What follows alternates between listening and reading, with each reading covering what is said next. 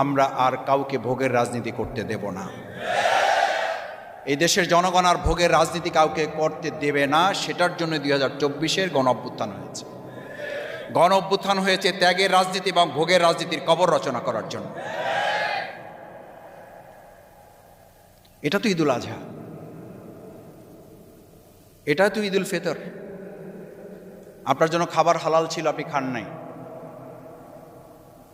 আপনার সবচেয়ে প্রিয় পশুটাকে আপনি কোরবানি করেছেন, আনন্দের সাথে করেছেন, এবং যে যত বড় করতে পেরেছেন সে তত বেশি আনন্দ করেছেন।